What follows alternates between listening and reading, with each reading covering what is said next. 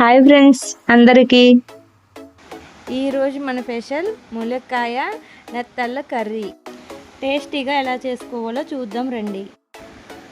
ముందుగా నెత్తళ్ళు కడిగి పక్కన పెట్టుకోవాలి. తర్వాత ఉల్లిపాయలు, పచ్చిమిరపకాయలు, టమాటా, ములక్కాయలు కట్ చేసి పక్కన పెట్టుకోవాలి. తర్వాత కళాయిలో నూనె పోసుకొని టమాటాలు, పచ్చిమిరపకాయలు, ఉల్లిపాయలు వేసి మగ్గబెట్టాలి. ఇప్పుడు అల్లం వెల్లుల్లి రోట్లో దంచి తీసుకుందాం. దంచిన అల్లం వెల్లుల్లి కూరలో వేసుకుందాం. కలిపి 10 నిమిషాలు మగ్గబెట్టుకోవాలి. చూసారు కదా, 10 నిమిషాల తర్వాత ఇలా మగ్గింది. ఇప్పుడు మనం కట్ చేసుకున్న ములక్కాయలు ఇందులో యాడ్ చేసుకుందాం. ఇలా యాడ్ చేసుకున్న ములక్కాయలు బాగా కలపాలి.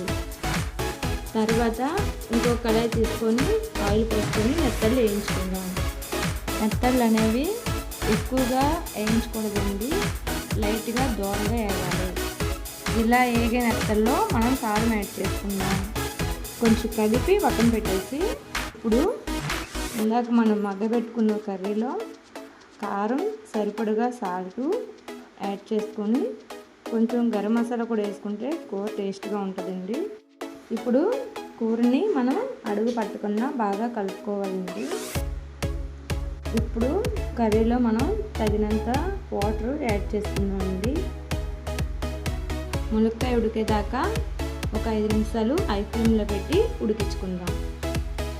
5 నిమిషాల తర్వాత చూసారు కదండి, కూర ఇలా ఉడికింది.